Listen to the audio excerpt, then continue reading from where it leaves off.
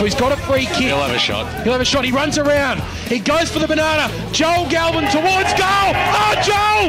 He put it through! Joel Galvin gets the goal that Bayswater needed. A little bit of class from a class player. More of that great action coming up on EFL TV, thanks to Ferntree, Gully, Holden and HSV, your local community dealer. G'day everybody and welcome to EFL TV for another week. Benny Waterworth, the EFL's media manager, joins me. G'day Ben. Hello Half, good to see you again. And you know, we're 3 weeks away from the Choose Tap Finals series. Time flies when you are having fun, and there's going to be plenty of fun had on the weekend. Certainly is, and we'll look at one game highlighted from each round. We'll start with Divi 4. Lots coming up. We're going to chat to some umpires, AFL umpires. Looking forward to that. Later on in the show, and find out how the umpire in the finals, particularly when the heat is really on, as you mentioned. But Divi 4's got an interesting game this week. The Eastern Lions take on the Forest Hill Boys. And the Eastern Lions, check me if I'm wrong, but weren't they sitting comfortably in the finals about round 8? They were third on the ladder, one game behind South Belgrave at that situation, but ever since then they've dropped 5 of their past 6 games and things have gone from bad to worse. And they dropped a game to Kilsyth last weekend that they were expected to win. They had to win to have a good chance at making the Choose Tap finals, but not anymore. They dropped that one. Having said that though, their opponents, Forest Hill, they've also had a tough month or so. They lost to Nunawading last weekend, only kicked 3 goals for the day. Now, across the whole local footy, you've got to give some consideration to that. But Forest still are quite an attacking side, so a bit surprising to see them kick that less goals. In my opinion, Jason Want from the Eastern Lions, he went down with a serious shoulder injury last weekend. He was a Leader Young Gun nomination, so without him, I think the Lions will struggle. They're currently a game behind Forest Hill, and Forest Hill are one place out of the ladder. So I think the Zebras will win and kiss the Lions' finals hopes goodbye. Okay, Zebras to win that one. Lions Gonski, according to Benny Waterworth. Divi 3 this week. This is an absolute beauty. We've got the Glen Waverley Hawks taking on the Baronia Hawks. It's a Hawk Fest. It's a Hawk Off, whatever you want to call it. It's going to be a beauty. It's a Hawk Fiesta, you could possibly say, Half. Certainly looking forward to seeing how this one goes down. The Glen Waverley Hawks, their fairy tale is just continuing to get momentum. They've won 10 of their past 11 games since coming up from Division 4 into Division 3. They've been fantastic in 2012. Baronia, though, they knocked off North Ringwood last weekend, Half. That's no easy feat. So How was Morley after the loss last week? He's very quiet. I haven't heard much from him, and so hopefully he's recovering well. But their president, Baroni's president, Tim Curry, says it was one of the best wins, if not the best win he's seen since being involved with the Hawks. So great effort by them. Wow. These two teams met earlier on in the season. Glen Waverley getting the chocolates by 3 points. I think we'll have a similar kind of margin. I think we'll actually have a similar kind of result as well. Darren Dewar and Sam Zickman in fantastic form for the Hawks. They were good last time these two teams met, and I reckon they'll have a good game this time as around. Glen Waverley for mine. All right, Glen Waverley in that big game, the Hawk Fest. We love that sort of stuff on EFL TV. We might have a bit of a break, mate, bit of a breather, and catch up with some of the AFL umpires, find out what should be happening in this final series coming up, the Choose Tap final series in the AFL. Wade tried to trap it, then he did. Kicks it inside 50, he's going to go deep. This is towards the Purcell direction. Nearly took a terrific one-hander at the fall of the pack. He's going to get another go at it. How many goes can he get, Purcell? He squeezed this one through, and that's his 3rd on the board. Donbala are away out here at Donbala Reserve.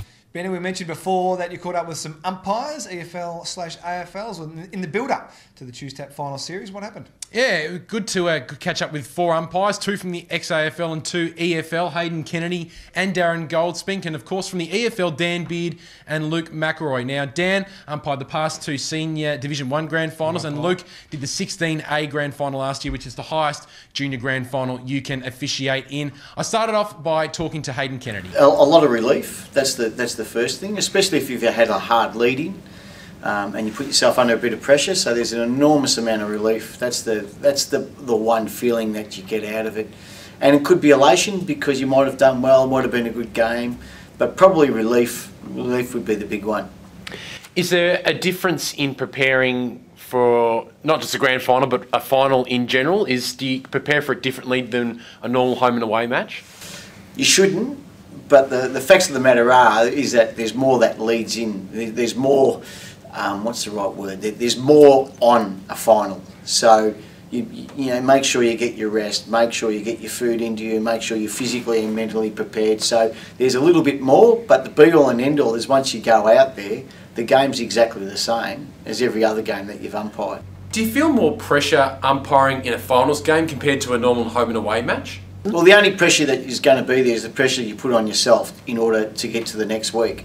So if you're having your second week of finals, obviously you want to perform really, really well in order to get to the third week of finals. So that's the only pressure that comes, is your own expectations and goal.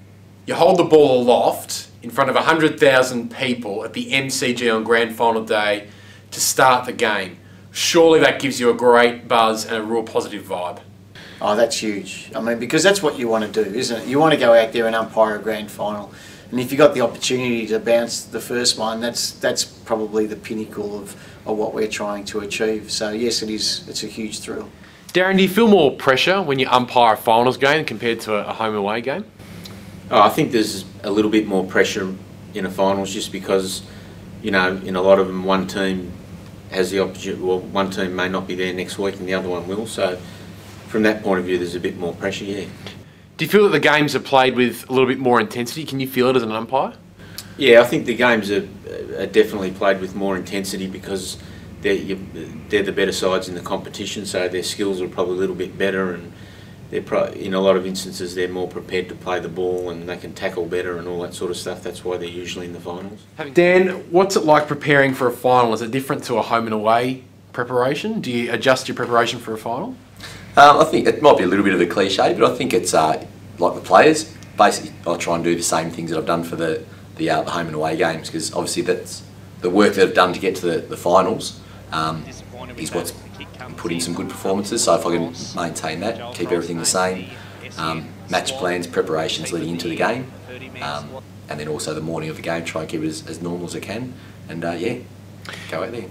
Do you feel more fatigued at the end of a finals game compared to a normal home and away match? Well, interestingly, we do a 3-umpire system. So in terms of the volume of work we do, that is probably less. So we cover less territory, more high intensity, but cover less territory.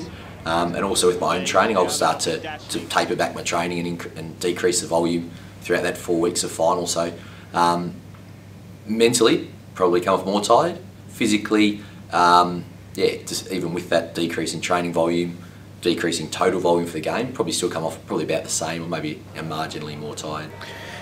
You've umpired the last 2 Div 1 grand finals. Is there one moment in that, or any final to say the least, that really stands out? One of your best memories from finals of years gone by? Look, I think again it probably doesn't fit personally. The appointment of the game is a real honour, because that's when you're recognised by your peers on the night, a week prior.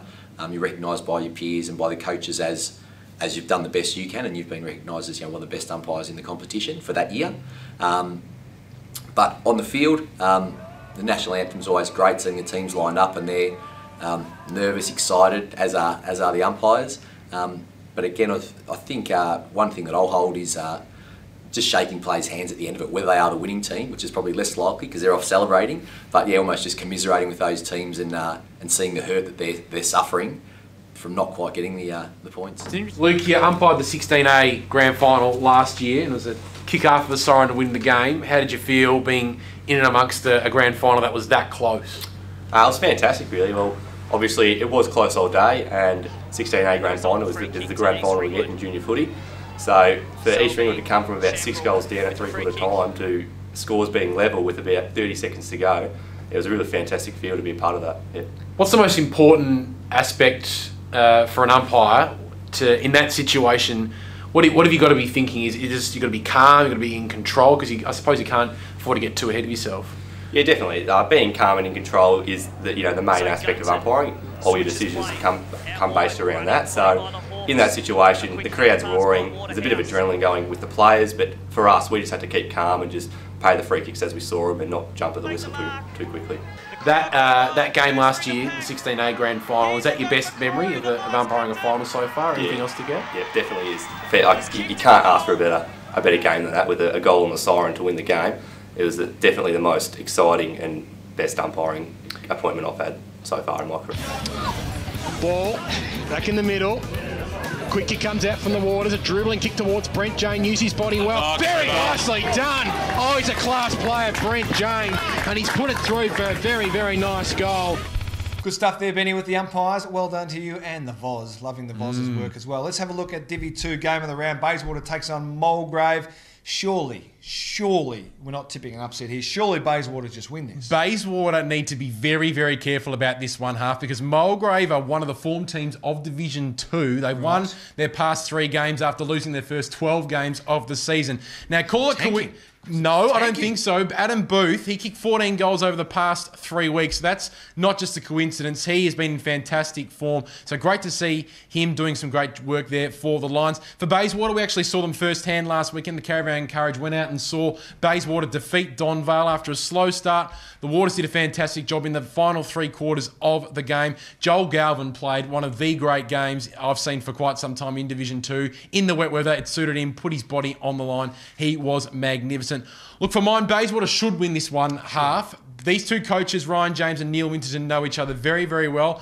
Neil knows that he cannot underestimate Mulgrave because he knows how good their form is. But out at Bayswater Oval, probably a little bit faster game on that faster track out there. It'll suit the Waters, but gee, they cannot underestimate the Lions one bit. Okay, game on for the Waters this week against Mulgrave. Let's go to Divi 1 now. You mentioned the Caravan of Courage last week that was in Divi 2. It goes to Divi 1 this week to Tarara Road, the home of the mighty Vermont Eagles, the ladder leading Vermont Eagles. After a shaky start, they are back in town, coming up against Scoresby this week, who just kicked the 1 goal last week. I'm just getting something through from our producer. We can resume normal transmission because Vermont are back on top of the EFL Division 1 ladder. They're back apparently in their rightful place, and we're looking forward to seeing the Division 1 ladders on the weekend half, 1 till 6 p.m. on 98.1 Radio Eastern, or of course streaming on EFL.org.au from 2 to 5 p.m. Vermont have been scary half. I don't think there's any way to describe it. They've been really, really convincing over the past couple of months. 80-point win over Blackburn last weekend. Ryan Mullett, another best on ground last weekend. He's almost... Well, he's a big chance to win the Division 1 Best and Fairest medal this season. Scoresby, as you said, 1 goal, 5 last weekend half. It's a scoreline you don't often see in Division 1, let alone from Scoresby. Absolutely. You think of their attacking prowess they've got up there. Very strange scoreline. It's a once-off, though, in my opinion. It was at Norwood. It was quite muddy conditions. Norwood play their ground so well. So I'm letting Scoresby off the hook here, and I think a fair few guys around the EFL are letting Scoresby off the hook as well. Victim of the Tabaldi choker hold, were they? Probably, and then probably of the conditions as well. So in my opinion, Scoresby should bounce back this weekend. Not with a victory, though. I think they'll push Vermont for 2.5, 3 quarters maybe, but the Eagles have been blowing teams out in the second half over the past couple of months. I expect them to do it again in front of the Vermont faithful out there at Tarara Road. It's always a big day out there at Vermont. 98.1 Radio Eastern Caravan of Courage. We'll be out there with the team. Ben will be a part of that without a doubt. It's going to be good fun. Mate, enjoy the weekend. You have a better weekend, huh? Thank you very much. We look forward to seeing you next week on EFL TV. And you guys too. Enjoy. The clearing kick is dangerous. Donvale at the numbers here. Picked up by Culinary. This way, then that way. Centering ball is dangerous. Leach was there. Purcell runs in. Snaps down the body. He's got 2. Donvale have 3. What a start for the Pies. And on the Bendigo Bank scoreboard, just under 11 minutes gone.